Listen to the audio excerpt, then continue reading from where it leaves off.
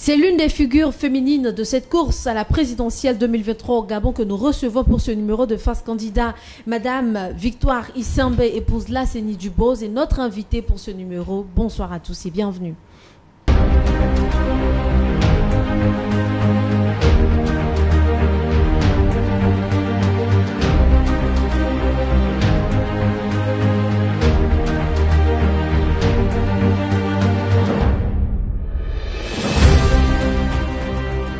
Alors bonsoir chers internautes, si vous nous recevez pour ce numéro de Face Candidat, un programme dédié aux candidats à la présidentielle pour les élections de 2023. Et pour ce numéro, comme je vous le disais, nous recevons Victoire Issembe Lasseni Dubose, qui est candidate déclarée à la présidentielle pour le compte du parti dont elle est également présidente, donc l'Union des Alliances pour une Nouvelle Afrique, donc l'UANA en abrégé.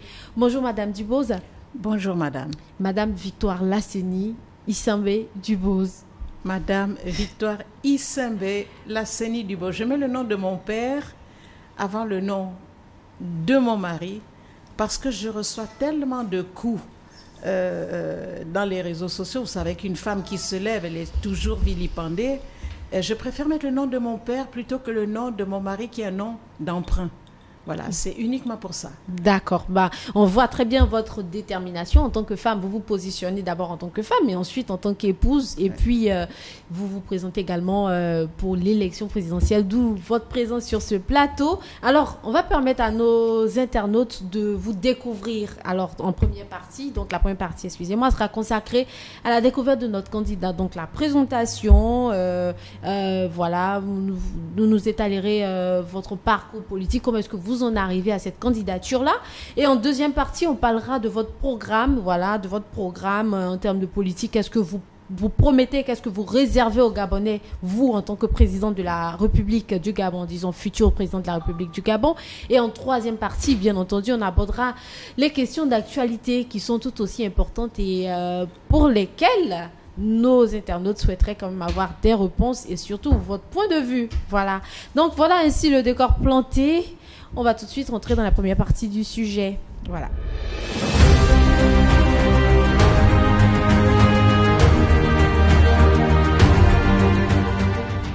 Alors, Madame Victoire Issembe Lasseni Dubose, qui êtes-vous exactement? Quel est votre parcours politique? D'où vous nous venez? Pourquoi aujourd'hui vous vous présentez en tant que candidate à la présidentielle au Gabon pour 2023? Alors, pour tout dire, pour tout commencer, je dirais que je suis née dans une famille de politique déjà. Avant les indépendances, mon père, qui s'appelait Issembe Théophile, faisait partie de ces personnes autour d'Houphouët-Boigny, autour d'Amani Diori. Amani Diori, c'est le président qui est celui qui est devenu président de la Guinée-Conakry. Oui. Houphouët-Boigny, président de la Côte d'Ivoire. Et plein d'autres... Donc les pères des indépendances. Les pères des indépendances. Mon père faisait partie de ce groupement-là qui était pour les indépendances des pays d'Afrique. Donc je ne nais pas à partir du Parti démocratique gabonais, mais je baigne déjà dans un milieu politique dans la famille de mon père et de ma mère. Qui est ma mère? Ma mère s'appelle Azizé Fandiaï, dont la maternité porte le nom, parce que c'est la première femme gabonaise qui a travaillé comme sage-femme au Gabon. Donc, on dit la première sage-femme du Gabon, mais c'est la première sage-femme à avoir travaillé au Gabon. Il y en avait une avant elle, qui était sa belle-sœur, mais qui, elle, a travaillé à Noubangui-Chari, comme on disait à l'époque. Et ma mère est la première du nom Marie-Catherine Issembe, devenue Marie-Catherine Fandiaï après son divorce, à avoir travaillé au Gabon. Donc, je baigne déjà dans un milieu politique.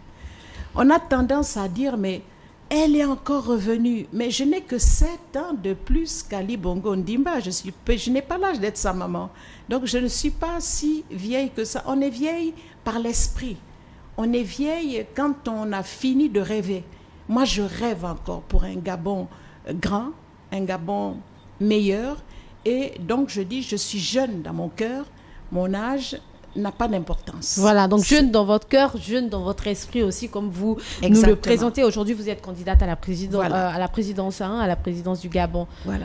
Un petit aperçu de cette candidature-là, d'où est-ce qu'elle vient, quelles sont les motivations? Les femmes aujourd'hui que ce soit hier ou aujourd'hui, ce sont les femmes africaines qui ont tous les gènes pour gérer un pays. Regardez dans nos villages. Qui fait marcher nos villages? Ce sont nos mamans. Le sac, le panier sur le dos pour aller planter, pour s'occuper des enfants, aller à l'hôpital, revenir, tout ça c'est la gestion d'une famille. Et qu'est-ce que c'est que le Gabon? C'est une grande famille à gérer. Les hommes, on leur donne un rôle de protecteur. Ce sont eux qui protègent les femmes, qui sont là pour amener de quoi faire manger la famille. Mais au niveau des gènes, pour diriger, je pense que ce sont les femmes qui ont ces gènes-là. Et en Afrique, on devrait avoir beaucoup plus de femmes à la tête des pays. Il y a des hommes qui sont aussi maternels, hein, je ne jette pas la pierre. Mais je dis, en général, ce sont les femmes qui devraient gérer les nations parce qu'elles l'ont dans les gènes, elles l'ont en elles. Une femme est en même temps la mère des hommes et la mère des filles.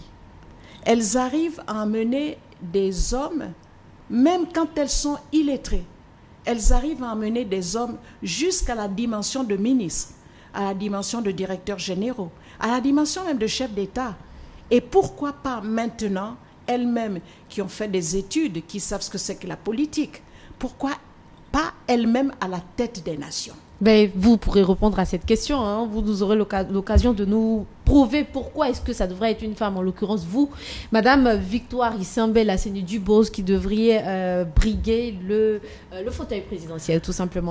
Alors donc, au niveau de ma formation, il faut qu'on la connaisse aussi, parce que je ne suis pas fabriquée par le Parti démocratique gabonais. J'ai fait des études supérieures. Je suis psychotechnicienne et je suis aussi conseiller psychologue. Donc, vous pouvez venir en entretien chez moi. Volontiers. Je vous dirai en quelque temps qui vous êtes. Volontiers. Je voudrais bien une séance après l'émission, pourquoi pas. Avec plaisir. Voilà. Oui. Et dans ma vie, je n'ai pas fait que de la politique. Je ne suis pas la fille uniquement de père et de mère qui ont fait de la politique. Je suis aussi une femme de culture. Une femme de culture, je suis écrivaine. Je suis poétesse. Je suis auteure-compositrice. Aujourd'hui, on me doit l'hymne du Parti démocratique gabonais que le président Omar Bongo Ondimba m'avait demandé de composer. Une petite... Je voudrais donner un tout petit peu ma position aujourd'hui. Je suis du Parti démocratique gabonais d'Omar Bongo Ondimba parce que j'assume tout ce qui a été fait à cette époque. Les erreurs, je ne vais pas les rejeter sur les autres. Et les victoires aussi. Il y a eu beaucoup de victoires. Nous avons eu l'université qui a été construite. Malheureusement, aujourd'hui, on se demande quelle est cette université qu'on laisse dans la broussaille. D'accord. On aura le temps d'aborder le volet éducationnel de notre entretien. Et vous nous ouvrez là une brèche. Vous ouvrez une brèche. Vous êtes un produit, on va dire, du Parti démocratique gabonais. Aujourd'hui, vous êtes la présidente. C'était le parti unique. Lorsque vous vouliez faire de la politique à l'époque, si vous étiez jeune et que vous aviez envie de faire de la politique, moi j'ai eu envie de faire de la politique, vous serez étonnés. Depuis quand j'avais 8 ans. Lorsque Léomba vient à Mouila pour remercier les populations pour sa victoire, 1960, c'est moi qu'on choisit pour chanter devant lui. Et je n'ai pas été impressionnée par le personnage que j'avais en face de moi. En le voyant, je dis, moi aussi, je serai président de la République un jour. C'est parti, et puis j'ai grandi avec ça. Ensuite, j'ai oublié et j'ai fait mes études de conseiller psychologue. Ensuite... je pense que j'ai parlé de la culture, de la politique. Si vous voulez que j'anticipe, je peux dire que je suis rentrée en politique après avoir géré un groupe qui s'appelait les Enfants du Monde. Ce sont des enfants du monde que j'avais transformés en messagers de paix, qui ont beaucoup voyagé, que j'ai réussi à emmener au Japon, en France, en Côte d'Ivoire et dans beaucoup d'autres pays. Et là, les politiques m'ont remarqué. Cette femme battante qui arrive à faire chanter des enfants, qui a toujours le message de paix, qui a toujours le message de la nation. Parce que quand je fais dire aux enfants, parents, apprenez-moi à mieux aimer ma patrie, demain, quand vous ne serez plus, je retiendrai qu'avec la paix, je fais la gloire du pays par le travail, etc., etc. Je composais des chansons pour les enfants, mais dans la passion pour la mère patrie. Donc, j'ai ça en moi. Le Gabon, il est en moi, il est ancré en moi. après l'Assemblée nationale. Donc, on m'a remarqué en politique. On m'a demandé d'être candidate à l'Assemblée nationale. J'ai été élue. Après l'Assemblée nationale, on m'a prise au gouvernement, où j'ai été secrétaire d'État au travail d'abord.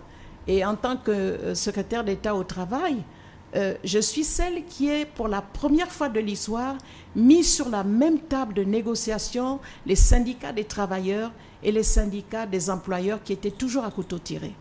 Ça a apaisé le jeu.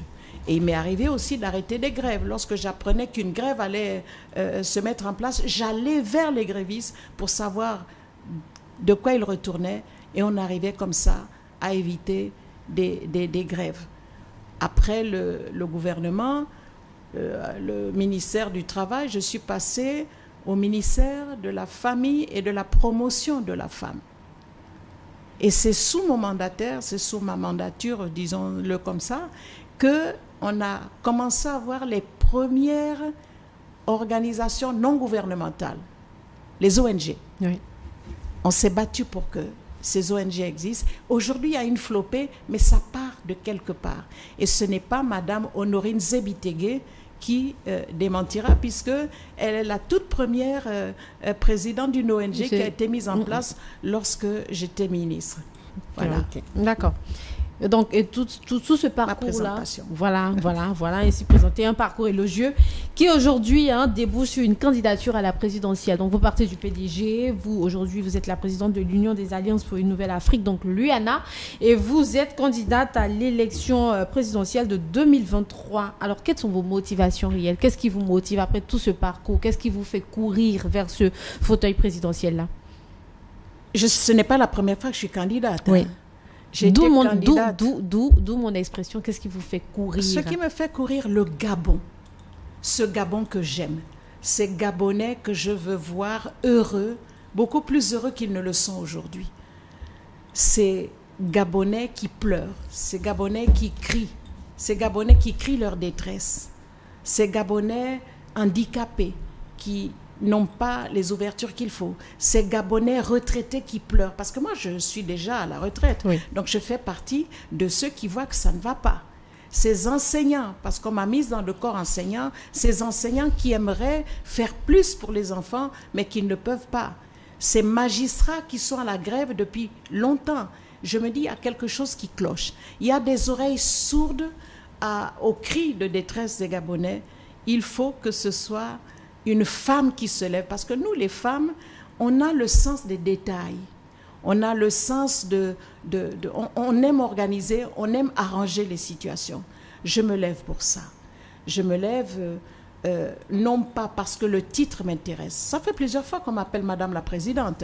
C'est pas nouveau pour moi. Oui. Madame la Présidente du groupe parlementaire au Sénat. J'étais la présidente du groupe parlementaire au Sénat. Madame la Présidente des femmes du Parti démocratique gabonais. Madame la Présidente du Conseil d'administration. En tout cas, les présidences, j'en ai. Donc, loin du titre, voilà. Votre ambition, il est bien au-delà de... C'est au-delà du titre, c'est de me dire...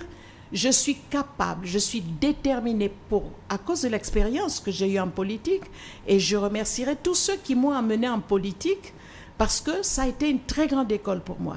L'école au niveau du gouvernement, du Parlement et même à l'époque du Parti unique, dans le Parti démocratique gabonais, quelle grande école que celle qu'on m'a donnée de diriger les femmes de ce parti.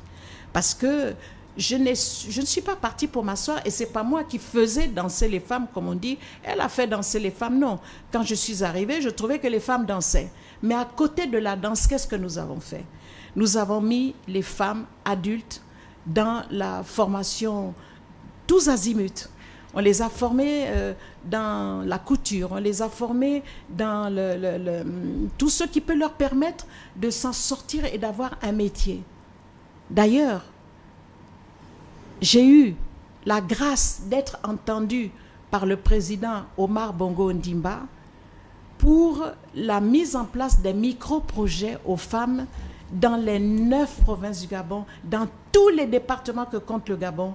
J'y ai mis mes pieds pour aller déposer des micro-projets en fonction de la réalité de chaque province, en fonction de la réalité géographique. Par exemple, on ne l'a peut-être pas fait parce qu'on a respecté les attentes des femmes, mais dans mon projet de société, je reprends cette idée. Et n'allons pas trop vite en besogne, on y reviendra. Et donc, vous avez souligné que votre ambition, c'est vraiment de donner le sourire aux Gabonais. Quel est donc le programme que vous avez pour convaincre vos électeurs? On en parle dans la deuxième partie, juste après le générique.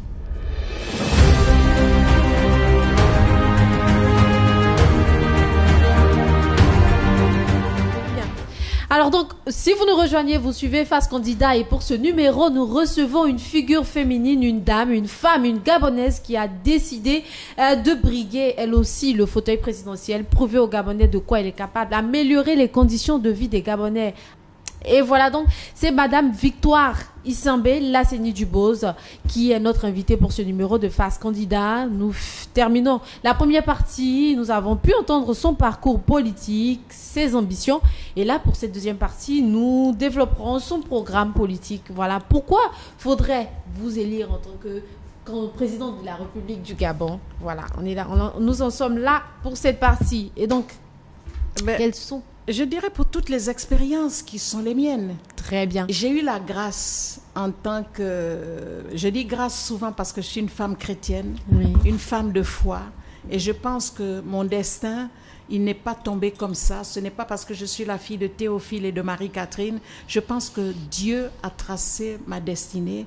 Et vous aussi, vous avez tracé un programme pour les Gabonais. Voilà. Je trace et ce programme, justement, on aura l'occasion de voir dans cette deuxième partie. Alors, Madame Victoire Isambé Lasseni Dubose, vous insistez vraiment, il faut que ça soit bien dit. Et je le redis, Victoire Isambé épouse Lasseni Dubose, ou encore Lasseni Dubose si on le veut. Quelles sont vos principales mesures, Quelles sont les principales mesures de votre programme électoral? Et comment est-ce que vous comptez les mettre en œuvre? Alors, mes principales mesures. J'ai écrit un livre. Tout est dans ce livre. Vous trouverez pas tout à fait tout, mais dans ce livre, vous avez une bonne partie de mon programme de société que vous trouverez aussi dans mon site, parce que j'ai ouvert un site qui est le www. Pour ceux qui sont curieux, www.tous avec victoire en minuscule.com. D'accord. Et en attendant d'ouvrir ces différentes plateformes, pour nos internautes qui nous suivent, on pourrait avoir je vais pas vous inventer, je risque d'en oublier. Et là, ce n'est pas exhaustif. Je vais vous lire ce que j'ai dit avant de parler des grands actes. Je dis ceci: Gabonaises et Gabonaises, la marche du Gabon pour une existence prospère est possible. Elle est à notre portée. Nous ne sommes pas des damnés.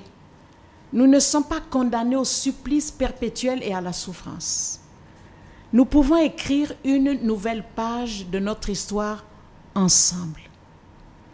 C'est dans cet état d'esprit que je vous présente les grandes lignes de mon plan et mon programme pour sauver notre pays qui est malade. Personne ne peut nier que le pays est malade. D'abord, il part de nos mentalités. Le Gabonais a le sentiment que c'est fini, la vie s'est arrêtée, il faut vivre dans la misère, et il l'accepte. Je dis non, on peut s'en sortir, et celui qui se croit dans la misère peut demain être le directeur général de sa propre société, de sa propre entreprise. Et comment s'en sortir? Quelles sont les grandes lignes que vous proposez? Alors, mon plan et mon programme sont consignés dans un document détaillé que je tiens à votre disposition et dont je viens de vous donner le site. Ce programme comprend, dans ce livre, je ne parle que de 17 points, mais il y en a plus. D'accord. On essaiera d'aller pour être un peu... Très vite. Je ne vais même pas rentrer dans les explications pour pousser les gens à les lire. C'est trop facile de tout dire ici. Je n'ai pas le temps nécessaire pour tout dire. Mais on aura peut-être l'occasion de les développer dans le fil de notre interview. D'accord. On y va avec les grandes lignes déjà. Il y a l'éducation, la formation et la recherche. On oublie souvent la recherche. Nous avons des intelligences incroyables qui sont capables de faire des recherches et de nous amener des résultats, comme mon ami qui vient de partir, le docteur Alain Ondo, qui a fait des recherches et qui a réussi à soigner la drépanocytose. Et nous en avons eu un qui avait trouvé un médicament contre le sida, mais qui n'a pas été, dont on n'a pas pris les résultats en compte, mais qui aujourd'hui font en sorte que le Canada le Canada se sert de ces recherches.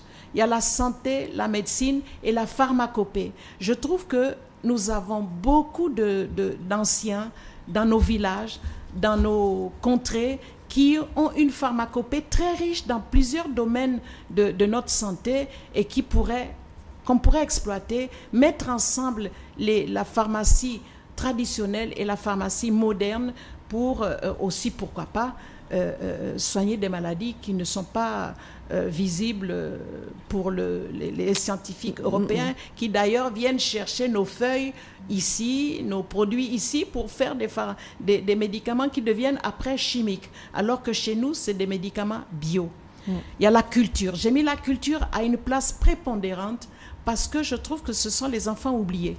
Et la culture peut beaucoup rapporter à un pays au niveau, on parle de l'industrie culturelle, mais je vous dis que la culture est un domaine qui peut ramener aussi gros au Gabon si on suit très bien nos artistes peintres, nos écrivains, nos artistes chanteurs et danseurs, parce que la culture fait partie de ces choses qui déclenchent dans le cerveau, dans l'intellect, quelque chose qui peut même amener les enfants à parfaire leurs études, alors qu'on peut dire, passez-moi l'expression, ils sont cancres, mais mettez-les dans une école de musique, vous verrez comment ces enfants, en 3 mois, changent et deviennent des élèves brillants.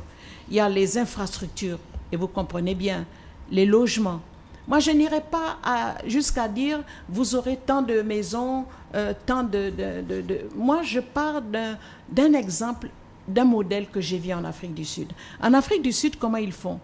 Ils vous donnent des terrains viabilisés. Par exemple, vous, madame, toutes les personnes qui sont dans cette salle, on vous donne un terrain nu, viabilisé. Et c'est vous, au moment de la construction, avec votre famille, vos amis, qui participez à la construction. Mais il y a tellement d'avantages avec cela.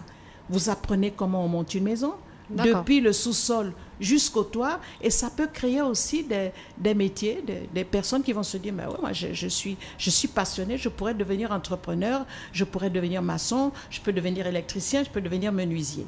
Vous avez la création d'emplois et la reconversion. Je parle de création d'emplois parce que nous sommes un petit pays, mais nous avons beaucoup d'emplois à créer. Et c'est dans ce sens que je dis, et on me crie dessus, mais je dis attention, nous sommes à peu près 2 millions d'habitants. Mais il y a tellement à faire au Gabon qu'on pourrait donner la nationalité à des étrangers qui sont là depuis plusieurs années et qui ont construit des maisons en béton, en dur. Si vous venez faire une cabane avec un toit, une paille qui va s'envoler dans 3 jours, vous nous montrez que vous n'aimez pas ce pays, vous êtes venu pour en profiter et vous n'aurez pas la nationalité pour aider le Gabon à décoller. Moi, je parle des étrangers qui ont fait leurs preuves et puis qui sont là et qui aident le pays à avancer. La création d'emplois, la reconversion. Je parle de reconversion pour les personnes qui sont à la retraite ou pour des personnes qui ont choisi un chemin et puis qui se rendent compte qu'ils peuvent faire autre chose, autrement. Et si nous, au niveau du gouvernement, nous nous rendons compte qu'il y a des domaines qui sont vides, on pourra reconvertir des gens pour combler ces vides-là, pour que chaque Gabonais ait un travail et s'en sorte. Évidemment, on ne peut pas parler du Gabon, on ne peut pas parler du développement si on ne parle pas de l'économie et des finances. Oui. Et là, je laisserai les experts en parler parce que je ne travaillerai pas seule. Et justement, concernant cet aspect économique, est-ce que vous avez, à votre niveau, une stratégie pour stimuler la croissance économique du Gabon? Créer des entreprises, créer des industries. Par exemple, nous avons des plages, nous avons la mer, nous avons du sel donc dans nos mers. Pourquoi nous importons du sel alors que nous pouvons le fabriquer nous-mêmes? Ça fait partie d'un domaine qui peut développer l'économie de notre pays. Le sel. Donc votre stratégie serait de se baser sur les richesses naturelles d'abord du pays. Oui. D'accord. Éviter d'importer, mais nous arranger maintenant pour exporter. Nous pouvons exporter pas mal de choses. Nous pouvons exporter nos artistes. Nous pouvons exporter le sel. Je vous dis, on a la mer à Mayumba, on a la mer à Libreville, on a la mer à Port-Gentil. Qu'est-ce qu'on a à faire venir le sel d'ailleurs alors que nous pouvons le faire nous-mêmes? Nous faisons du sucre dans le Haut-Ogooué. On peut le faire dans d'autres provinces aussi. Nous avons eu une période où nous avions du riz à Tchibanga. Nous avions du marbre à Tchibanga. Pourquoi on a arrêté toutes ces entreprises qui étaient capables de donner du travail aux Gabonais et puis de permettre à l'économie de se développer? Création d'industrie, et c'est possible. Nous pouvons fabriquer les carreaux. Ici, nous avons tout pour fabriquer des carreaux. On fait venir des carreaux d'Italie. Pourquoi? On est capable de le faire ici. Il suffit de le vouloir. L'état de droit, on ne peut pas ne pas parler de l'état de droit. Dans l'état de droit, je souhaite que toutes nos institutions, quelles qu'elles soient indépendantes, qu'on ne politise plus nos institutions. Aujourd'hui, nos institutions sont politisées. Lorsque vous voulez faire passer une loi inique, vous allez vers les parlementaires, vous leur glissez de l'argent et ils votent une loi inique alors qu'ils ont une fonction régalienne qu'ils doivent respecter. Par exemple, les parlementaires sont appelés à des motions de censure. Nous l'avons fait à l'époque. Moi, quand j'ai fait partie de la 8e législature, le Premier ministre Oyemba a eu droit à une motion de censure parce que le Parlement jouait son rôle à 100%. Il faudrait que ce Parlement-là revienne et nous allons nous y atteler. D'accord. Il y a l'agriculture, oui, l'agroalimentaire, les ressources minières et stratégiques. En tout cas, allez lire le livre, mais je ne peux pas ne pas parler des 3 derniers points que j'ai mis ici. C'est la diplomatie. Le Gabon est un miroir lorsqu'il est en diplomatie. Et c'est d'ailleurs l'un des points de cette interview que nous aurons l'occasion d'aborder plus loin. Oui, peut-être que j'anticipe. Vous anticipez, vous ne me poserez plus cette question parce que je dis que la diplomatie représente un pays, parce qu'un diplomate, un ambassadeur représente le chef de l'État. Il n'est pas question pour moi, étant président de la République, de permettre à un ambassadeur de jeter la figure, comme on dit, le visage du Gabon par terre, parce que nous, au niveau de Libreville, nous ne faisons pas tout ce qu'il faut pour que les ambassadeurs soient respectés dans leurs nobles fonctions. Il y a l'égalité des chances, on en parle, mais il faudrait que ce soit effectif. Et enfin, je n'ai pas tout dit, hein. Il y a la bonne gouvernance, j'y tiens, je le ferai, et la réconciliation de tous les Gabonais. On peut ne pas être du même parti, on peut avoir des opinions divergentes, on peut être de l'opposition et de la majorité. Ça ne fait pas de nous des ennemis, ça ne fait pas de nous 2 Gabons divisés, ça fait de nous des gens qui pensons différemment, mais c'est une richesse de penser différemment parce que ça permet à ceux qui gèrent le pays de faire attention à ce que pensent les autres pour l'unification et l'harmonie dans notre pays. Très bien, très bien. Alors donc, je vais revenir à la question de la croissance économique. Vous avez estimé que pour vous, selon votre stratégie, vous envisagez de vous appuyer, donc de vous baser sur les richesses naturelles pour rehausser l'économie, n'est-ce pas, l'économie nationale. Très bien. Alors, qui parle de richesse naturelle, d'économie, parle également de développement durable et de protection de l'environnement. À ce niveau-là, quelle est votre stratégie? Je pense que tous les candidats diront la même chose. Il faut renforcer la croissance économique du secteur agricole, la souveraineté et la sécurité alimentaire. C'est pas normal que nous mangions de la banane qui vient du Cameroun alors que nous en produisons. Et pourquoi nos bananes de l'intérieur du pays n'arrivent pas jusque dans les capitales provinciales? À cause du mauvais état de nos routes, à cause du manque de pistes agricoles.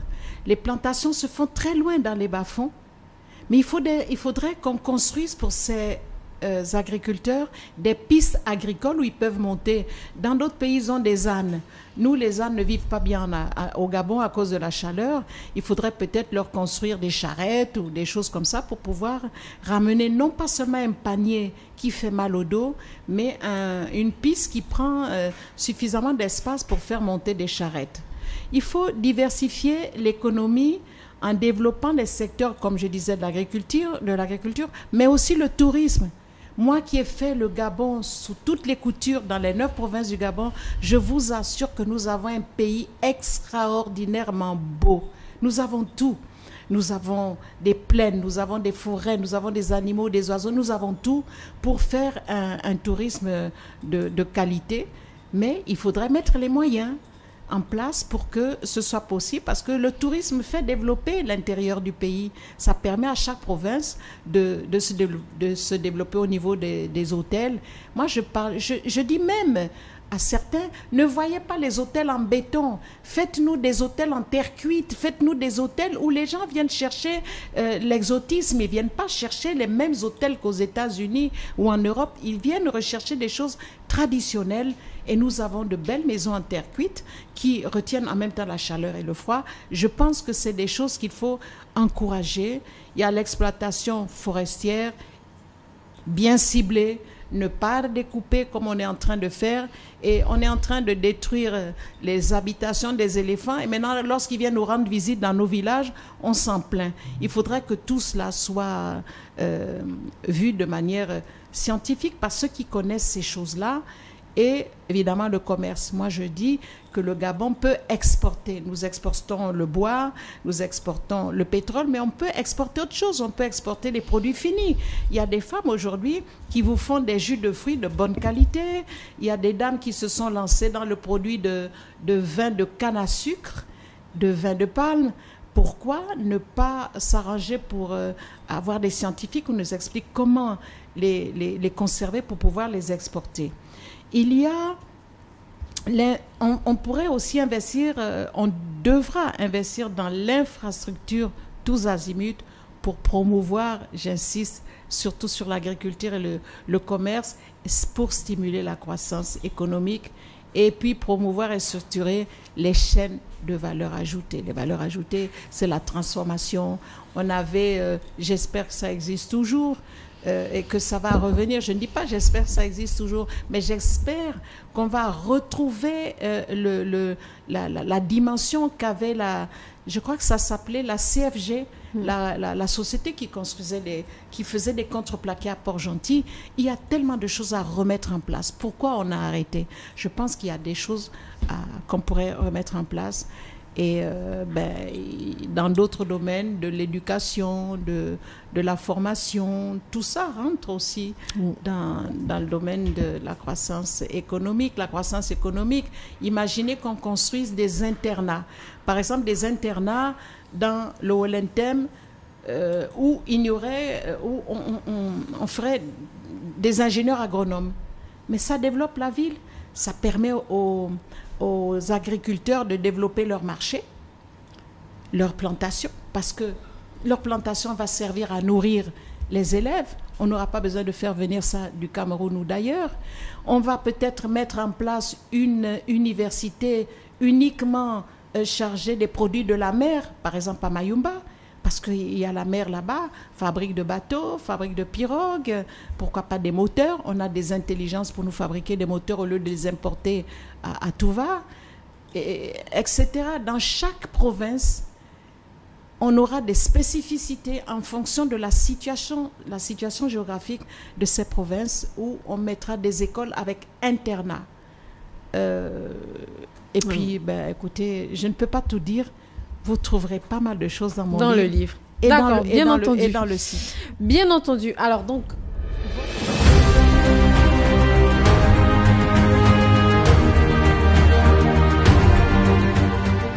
Alors, toute autre chose à présent. Madame Victoire Isambé Lasseni Dubose, qui, je rappelle, est la présidente de l'Union des Alliances pour une Nouvelle Afrique, donc l'UANA, qui est candidate déclarée pour la présidentielle de 2023 et que nous recevons dans le cadre de ce programme Face Candidat qui est dédié à tous les candidats à cette présidentielle-là qui s'annonce ici au Gabon en 2023, donc pour août 2023.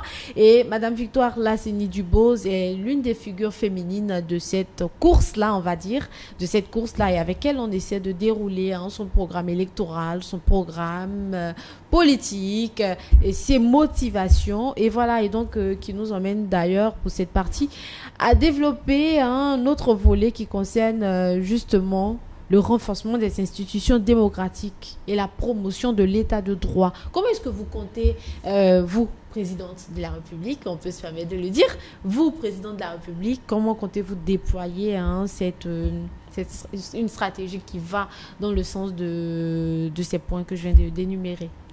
Quand je serai présidente, parce que quelqu'un qui a la foi ne dit pas si. Il dit quand je serai présidente, je voudrais assurer une véritable indépendance de toutes les institutions. J'en ai parlé un tout petit peu avant. Je disais qu'il fallait que toutes les institutions soient indépendantes. Que la Cour constitutionnelle joue son rôle de Cour constitutionnelle sans se mêler des résultats ou bien en se mêlant des résultats, mais ne dire que le droit et rien que la vérité des urnes. C'est un état de droit. Il faut respecter le vote des candidats. Il ne faut pas emmener, par exemple, la candidate que je suis, j'ai été candidate en 2009, à remarquer au moment du dépouillement que même ma propre voix que j'ai mise dans l'urne n'existe plus, j'ai 0 voix. Ça, c'est inadmissible. Il faudrait que ça cesse. Il faudrait que l'on tombe maintenant que si ça existait jusqu'ici, qu'en 2023, on ne le retrouve plus, que les gens respectent la démocratie que nous avons librement choisie pour éviter tout le désordre que nous avons vu en 2016. Il faudrait garantir l'égalité pour tous, quels qu'en soient les domaines, ce qui suppose que nos richesses naturelles, c'est notre droit d'en profiter, celles du Gabon, qu'elles arrivent dans les foyers de tous et non de quelques individus que j'appellerais égocentriques, parce que les égocentriques, ce sont ceux-là que nous voulons mettre de côté maintenant pour qu'en 2023, il y ait des Gabonais qui soient passionnés de ce pays, qui aiment les Gabonais et qui voudraient que tout le monde bénéficie des richesses que Dieu nous a données gratuitement. L'état de droit, c'est donc le respect des lois que nous avons nous-mêmes votées. Mais nous piétinons parfois nos propres lois, ce qui n'est pas normal. Par exemple, je pense que pour la dépénalisation de l'homosexualité, il aurait fallu repartir vers le peuple et demander au peuple son avis. Et pas, en tant que politique, décider au nom de je ne sais quelle liberté. La liberté, elle revient d'abord au peuple. Comme moi, par exemple, je dis, je ferai un référendum pour demander aux Gabonais de revoir le sceau de la République. Ça, c'est un état de droit. L'état de droit, c'est celui qui repart vers le peuple. On a dit que la démocratie, c'est le vote, c'est le peuple par le peuple et pour le peuple. Pour le peuple, oui. J'irai demander au peuple, je vais leur dire, écoutez, depuis 1960, nous avons le sceau de la République. Nous avons une femme qui a son sein dans la bouche d'un bébé. Est-ce que vous ne pensez pas que pour redonner de la dignité aux hommes de ce pays, il ne faudrait pas rajouter un homme dans ce sceau? Je suis pour le rajout d'un homme dans le sceau de la République. On ne change pas pour ne pas trop compliquer le sceau. Elle garde son sein dans la bouche parce que Dieu nous a donné naturellement du lait. Quelle grâce! Nous avons du lait pour nourrir nos enfants. Nous avons le ventre pour les faire pousser.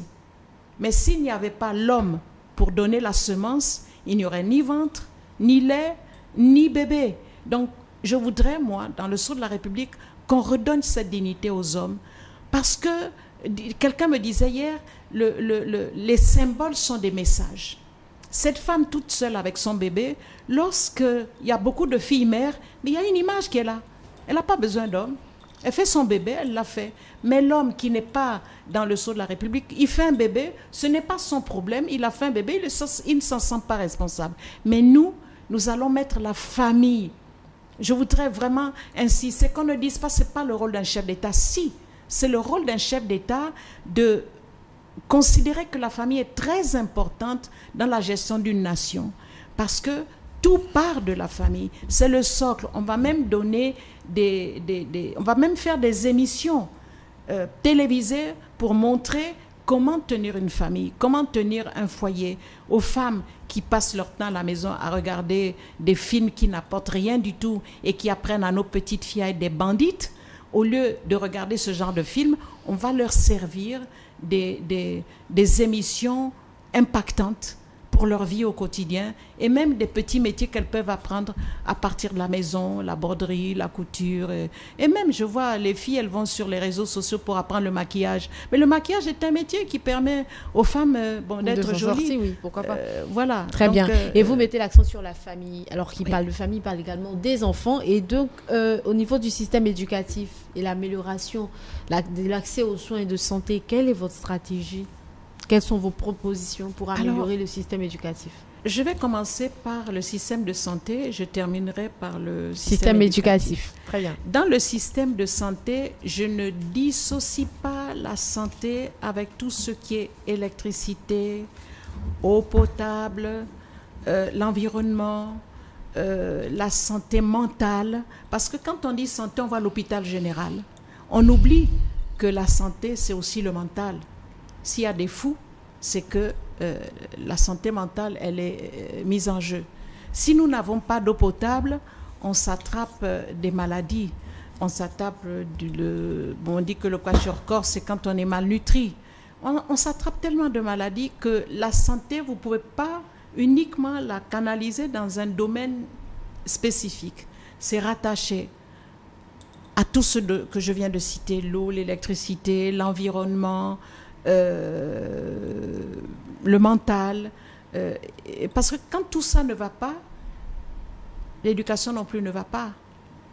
La santé, c'est pas seulement l'hôpital général, c'est pas la fièvre, c'est pas le paludisme, c'est pas le sida, c'est aussi les yeux, c'est aussi le nez, c'est aussi les oreilles, c'est tout ce qui appartient au corps humain et qu'il faut associer à la santé. Donc, on va dès l'école primaire. Dès l'école primaire, nous allons faire des examens médicaux. Parce qu'on oublie, les parents ne le font pas. L'enfant n'arrive pas à lire, tu es bête, tu n'arrives pas à lire. Non, l'enfant n'est pas bête, il ne voit pas. Il n'a pas une bonne vue. Il faut l'emmener chez l'opticien. Donc, nous allons emmener des examens au préscolaire déjà pour voir si l'enfant n'a pas de problème d'audition, s'il n'a pas de problème de dyslexie, s'il n'a pas de problème de vue, etc. Tous ces petits problèmes qui emmènent les enfants après à avoir des problèmes, à avoir une scolarité difficile parce qu'au départ, on n'a pas détecté qu'ils avaient un problème. Et ça, il faudrait que les médecins aillent dès l'école primaire, dès l'école même, je ne dis pas primaire, dès l'école maternelle, le préscolaire. Le préscolaire pour aller détecter les différentes maladies. Évidemment, dans la santé, il y a les infrastructures. J'appelle, excusez-moi, je le répète et je le dis haut et fort pour l'avoir vécu moi-même, le service des urgences est un mouroir à l'heure actuelle. Je suis allée dans ce service des urgences où j'étais allée voir un malade qu'on avait emmené là-bas et j'ai trouvé dans un lit, il trempait, il baignait dans de l'eau, dans un liquide.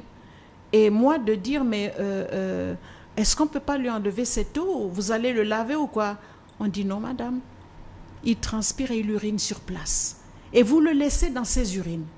C'est sérieux. Mais je voyais le personnel médical. Je ne leur jette pas des fleurs. Je voyais les médecins courir dans tous les sens. Les infirmières courir pour trouver du coton, pour trouver de l'alcool. Ils n'en avaient pas. Et ils demandaient aux parents d'aller en urgence à la pharmacie, leur ramener du coton, juste le matériel de toute première nécessité, on n'en a pas. Comment on peut rester pendant longtemps sans pouvoir traiter les malades du sida? Mais c'est les envoyer à la mort. J'apprends qu'il y a un pays qui vient de donner des antirétroviraux pour permettre à nos malades du sida qui n'ont pas acheté la maladie mais qui se retrouvent là-dedans de pouvoir s'en sortir. Nous n'avons pas le matériel de pointe. Nous sommes obligés d'aller faire des scanners dans d'autres pays. Est-ce que c'est normal que pour nos malades, nous soyons obligés d'aller au Congo, d'aller en Turquie, d'aller en Tunisie où aujourd'hui, ils en ont marre de voir les Africains là-bas, ils sont en train de les jeter parce qu'il y en a peut-être trop. Est-ce que c'est normal qu'un pays aussi riche, qui a du pétrole, du manganèse, n'ait pas pensé à mettre en place des infrastructures sanitaires dignes de ce nom? Moi, je suis pour un CHU par province. un CHU dans toutes les provinces, dans toutes les capitales provinciales pour éviter que les malades de l'arrière-pays, des départements, soient obligés de traverser toutes les contrées avant d'arriver à Libreville ou dans les villes où il existe des IRM et des scanners. Je voudrais que le Gabon soit doté de ce matériel de pointe parce que nous avons l'argent pour ça. L'argent ne doit pas servir à aller s'acheter des châteaux à Paris ou ailleurs. L'argent doit d'abord servir à s'occuper des populations qui vivent au Gabon et pour lesquelles cet argent est destiné. Maintenant, pour parler du système éducatif. Le système éducatif, je suis pour la bourse, le retour de la bourse aux élèves méritants. Si, comme on dit, tu t'amuses à être cancre à l'école, ben, ta bourse, tu ne l'auras pas parce que c'est de l'argent jeté par les fenêtres. Mais je suis pour le retour de la bourse aussi bien, parce que nous, on a vécu avec ça. À l'école primaire, j'avais une bourse. Les livres étaient donnés gratuitement. Ce qui était payant, c'était les cahiers, les crayons quand même. Il faut que les parents aussi fassent leur part. Mais l'État peut faire une grande partie parce que pourquoi nous envoyons les enfants à l'école? Ce n'est pas une sanction. On les envoie pour que le pays demain récupère des Gabonais formés, pour que le Gabon décolle et grandisse et soit cité dans le concert des nations. Je ne vois pas pourquoi on bloquerait des enfants au niveau de la scolarité comme si c'était des sanctions. Non, on doit s'arranger pour que les enfants soient de bons élèves. Moi, je suis pour le système qui permet non pas de faire des contrôles d'examen pour coller les enfants, mais par exemple, vous êtes à 5 autour d'une même table et on vous donne un devoir, vous devez travailler à 5 parce que les intelligences des autres servent à tous. Voilà la vraie école. La vraie école, c'est d'amener l'enfant à une dimension qui est bénéfique pour le pays. Pour revenir à la question des bourses, ce que vous dites, madame, excusez-moi, madame Dubos, est pertinent, certes, mais où est-ce que vous comptez enlever tous ces fonds? Ils existent. Les fonds existent, mais ils sont mal disséminés. Ils sont très mal disséminés. Il suffit de faire une mise à plat de toutes nos richesses, de toutes les rentrées d'argent. Pourquoi avant ça existait et que maintenant ça n'existe plus? Pourquoi on a coupé la bourse? Qu'on nous l'explique. Où est parti l'argent des bourses? Qu'on nous l'explique. Nous, on a grandi avec. On avait même des bourses d'études quand on allait à l'étranger. Moi, j'ai bénéficié de la bourse de l'État. Et aujourd'hui, je viens rendre à l'État gabonais l'argent qui a servi à me former. C'est pour ça que je travaille au Gabon, je suis au Gabon. Je n'irai jamais travailler dans un autre pays qu'au Gabon parce que c'est le Gabon qui m'a tout donné. Il y a de l'argent, madame. Le Gabon est un pays très riche. Et notre argent ne doit pas servir à enrichir des personnes qui viennent nous pomper de l'argent, passez-moi l'expression. Ce n'est pas normal, par exemple, que pour le pétrole, nous ayons un pourcentage moindre que ceux qui travaillent avec nous pour nous aider à sortir ce pétrole-là. Ce n'est pas normal. Il faut qu'il y ait une mise à plat. Que par exemple la France, qui a, semble-t-il, plus de 50% des bénéfices de notre pétrole, que la France comprenne que le Gabon a grandi, que le Gabon a sa population et que ce sont les Gabonais qui doivent d'abord être servis de ces richesses qui sont les nôtres. Que tous les étrangers qui arrivent, qu'ils soient africains ou étrangers, pensent que nous avons un peuple digne, un peuple qui a besoin de vivre de ses richesses. C'est une question d'échange avec ces pays-là, qu'ils comprennent que nous avons aussi un peuple à nourrir et que notre argent ne doit pas servir à gonfler leur budget alors que nous, nos Gabonais sont en train de s'appauvrir. Effectivement, personne n'est parfait. Et voilà qui met fin à cette deuxième partie. Nous abordons maintenant la troisième partie, donc qui concerne les questions d'actualité, juste après le générique.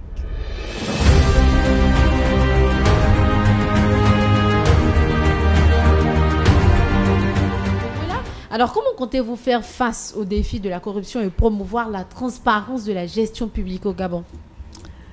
D'abord, c'est une question difficile parce que ceux qui sont dans la corruption sont tellement malins, il se crée tellement de réseaux au niveau des administrations qu'avant de les découvrir, il faut vraiment un temps. Et pourtant, c'est un problème qu'il va falloir résoudre. Il va falloir le résoudre et il va falloir mettre des contrôles permanents à tous les niveaux. Donc, renforcer le cadre institutionnel de la bonne gouvernance.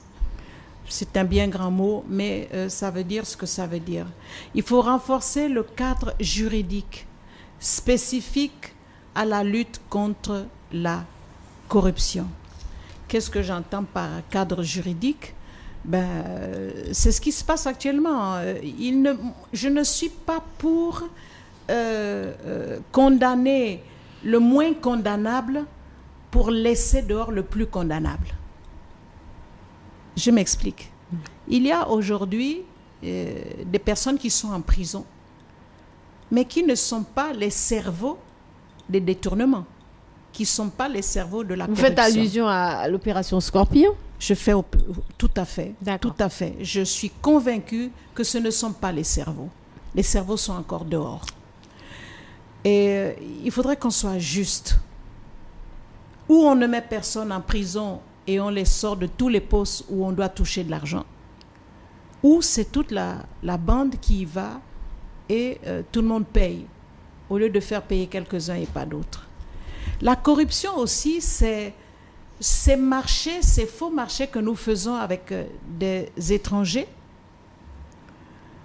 On a vu des procès des étrangers contre l'État gabonais pour n'avoir pas respecté leurs clauses, mais à y regarder de près, ce sont des clauses qui sont parties de projets vraiment remplis de corruption. C'est la corruption. Je trouve aussi que c'est de la corruption de dire à ceux qui nous font des routes, gonflez les chiffres, donnez-nous un pourcentage et vous avez le marché. C'est de la corruption. Je prends pour exemple une discussion que j'ai eue avec le monsieur s'appelait Guy Pen. C'était un sénateur français que j'ai rencontré dans le cadre du Parlement francophone. Il y avait une conférence ici au Gabon et tout le monde parlait des routes. Et je lui dis, mais monsieur Guy Pen, ce sont vos sociétés qui construisent nos routes. Comment se fait-il que à chaque fois, il faut reprendre les routes tous les 2 ans, tous les 3 ans, il faut reprendre les routes. On pourrait presque que vous accusez, vous, de faire de mauvaises routes et pas les Gabonais. Il m'a répondu quelque chose de terrible. Il m'a dit, Madame la Sénie Dubose, vous me parlez franchement et de manière frontale. Je vais vous répondre aussi de manière frontale. Votre pays est petit comme ça. Si nous vous faisons des routes durables, que vont avoir nos sociétés? Donc c'est fait exprès. Il faudra qu'on sorte de là. Moi, j'apprécie beaucoup la période où l'État gabonais avait fait venir des Yougoslaves.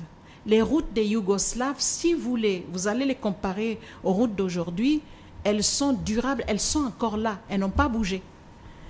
Lorsque vous allez en France et que vous voyez des routes qui sont cassées et que vous voyez les gravats, vous avez une épaisseur comme ça de gravats à cause de la quantité, je ne sais pas ce qu'ils mettent dedans de produits qu'ils mettent pour le goudronnage des routes. Mais nous, lorsque vous grattez un tout petit peu nos routes, c'est des petits dosages de goudron. Il va falloir qu'on change tout ça. Il va falloir qu'on change tout ça. Et que ceux qui viennent nous faire les routes comprennent que nous avons besoin de routes durables. Ce n'est pas normal que nous ne puissions pas aller d'une province à une autre parce que les routes se désagrègent tout le temps, que les ponts tombent, que c'est pas normal. Il va falloir être un peu plus rigoureux, un peu plus sévère. Et il y a autre chose dans cette corruption aussi. Je refuse catégoriquement que des étrangers viennent ouvrir des sociétés au Gabon sans qu'il n'y ait un seul Gabonais qui travaille à l'intérieur. Désormais, lorsqu'un étranger ouvrira une entreprise, il nous faut un pourcentage de Gabonais dans leur entreprise et pas un pourcentage de manœuvre. pas de petit niveau. Nous avons des intellectuels, nous avons des ingénieurs, nous avons des personnes spécialisées dans des domaines. Il va falloir que chaque entreprise qui vient ouvrir une société au Gabon prenne des Gabonais à un pourcentage qui pourrait être de 50%, 50%. Et même à 50%, 50%, ces étrangers qui ouvrent des entreprises sont gagnants. Oui. Ils sont encore gagnants. La priorité à ceux à qui appartiennent le pays sans rejeter les autres. Je vous ai dit que moi je suis de sang mêlé, mais je suis gabonaise de cœur et de vie. J'ai toujours vécu ici, j'ai grandi ici. Je vous ai dit que le Gabon m'a donné ma bourse pour faire des études. Donc je dois tout au Gabon. Et c'est d'abord au Gabon et aux Gabonais que je dois penser avant d'enrichir les étrangers qui viennent travailler chez nous. On ne leur dit pas non, venez, on a besoin des étrangers, on ne peut pas vivre en autarcie. On a besoin d'eux, on a besoin de leur financement pour faire marcher notre pays, mais pas au détriment des Gabonais. Et donc, et voilà qui met un terme à ce numéro de Face Candidat. Nous recevions Madame Victoire Isambé Lasseni Dubose, qui est candidate déclarée pour la présidentielle au Gabon pour l'année 2023. Elle est également présidente de l'Union des Alliances pour une Nouvelle Afrique, donc l'UANA, et avec elle, nous avons pu voir son programme électoral, son programme politique, son vœu pour le Gabon, ses ambitions pour le Gabon, et vous l'avez entendu. Et on espère vous avoir édifié sur son parcours politique, sur son parcours professionnel, sur ses ambitions. Merci Madame Dubose pour votre disponibilité. C'est moi qui vous remercie. Nous ne pouvons que vous souhaiter une bonne chance. Merci. J'en ai besoin parce que dans la cour présidentielle, il y a beaucoup d'hommes, oui, et très peu de femmes. Très peu de femmes. Je voudrais que ma sœur Paulette Missambo et moi, nous arrivions les deux en tête et qu'après on s'accorde. Et pourquoi pas, et c'est tout le mal que nous pouvons vous souhaiter. Bonne chance pour votre course, et puis nous espérons peut-être vous recevoir sur ce plateau en tant que présidente de la République du Gabon. Merci. C'est nous qui vous remercions. Merci à tous de nous avoir suivis et restez connectés sur Média 241. Je voudrais rajouter quelque chose. Oui, allez-y. Parmi les hommes, parce qu'il ne faut pas qu'on me trouve toujours féministe, parmi les hommes que j'admire et qui se sont présentés aussi, il y a le professeur Ondo Ossa, oui, dont j'admire les idées, et puis l'expérience professionnelle de M. Ndong Sima, parce que je pense que c'est un bon économiste. Tous sont de bons économistes et qui pourraient apporter quelque chose au pays. Alors, si je suis président de la République, forcément, il ne faut pas qu'il refuse de travailler avec moi parce que c'est le Gabon qui gagne. Effectivement, et c'est ce Gabon-là que nous voulons voir. C'est de ce Gabon-là que nous avons besoin. Merci pour ce message qui est très porteur d'espoir pour un avenir meilleur pour le Gabon. Merci, Madame Dubose. Merci à vous également, chers internautes, de nous avoir suivis. Restez connectés sur Média 241. À bientôt pour un autre numéro de Face Candidat.